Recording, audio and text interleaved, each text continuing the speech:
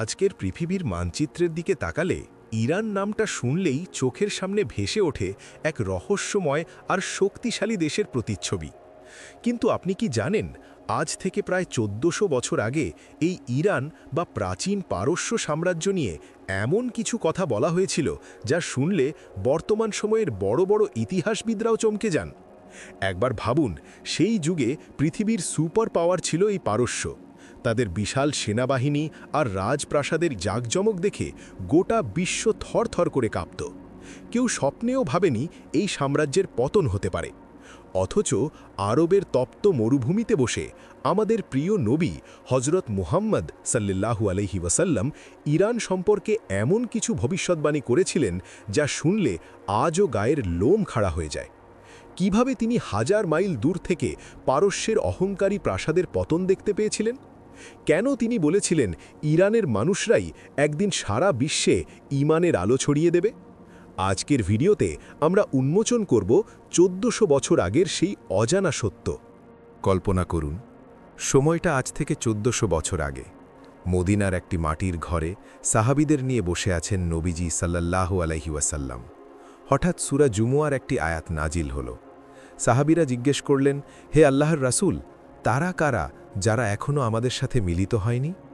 নবীজি তখন পাশে বসা পারস্যের সন্তান হজরত সালমান ফার্সি রাদিয়াল্লাহু আনহুর কাঁধে হাত রেখে বললেন, ঈমান বা জ্ঞান যদি সুরাইয়া নক্ষত্রের মতো অত দূরেও চলে যায়, তবুও পারস্যের একদল মানুষ সেখান থেকে তা জয় করে নিয়ে আসবে।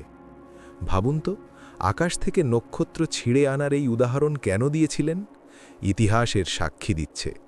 আজ আমরা যে সহি বুখারি পড়ি, তার লেখক ইমাম বুখারি ছিলেন একজন পার্সিয়ান। ইমাম মুসলিম, তিরমিজি, ইবনে মাজার মতো হাদিস বিশারদ কিংবা আধুনিক চিকিৎসা বিজ্ঞানের জনক ইবনে সিনা, ইসলামের স্বর্ণযুগের এই মহাতারকারা প্রায় সবাই ছিলেন এই ইরান অঞ্চলের।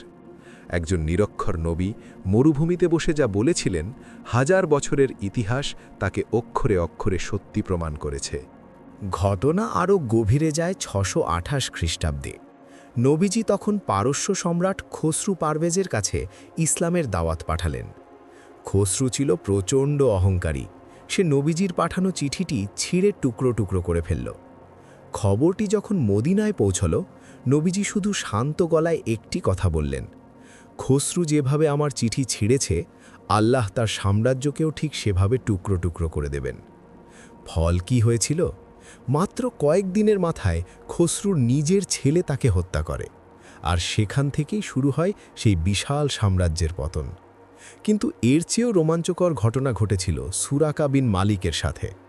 হিজরতের সময় নবীজি সুরাকাকে বলেছিলেন, সুরাকা, কেমন হবে সেই দিনটি যখন পারস্য সম্রাট কিসরার হাতের রাজকীয় সোনার বালা দুটি তোমার হাতে থাকবে?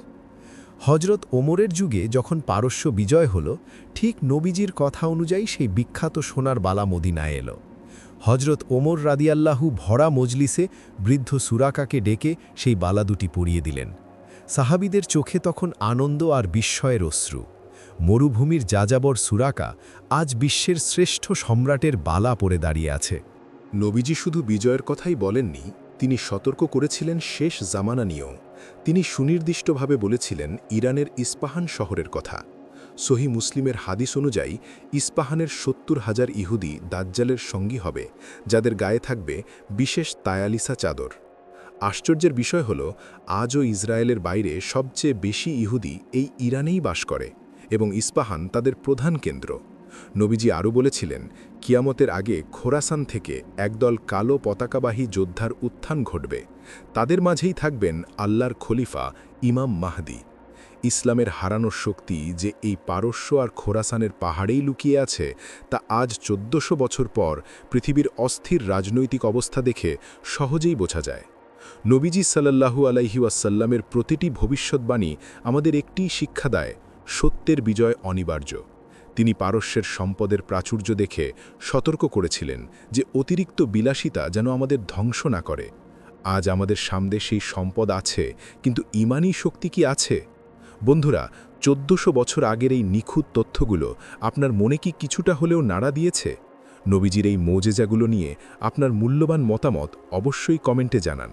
ভিডিওটি ভালো লাগলে লাইক দিন এবং এমন আরও অজানাকে জানতে আমাদের চ্যানেলটি সাবস্ক্রাইব করে বেল আইকনটি চেপে রাখুন। দেখা হবে পরবর্তী ভিডিওতে। আল্লাহ হাফেজ।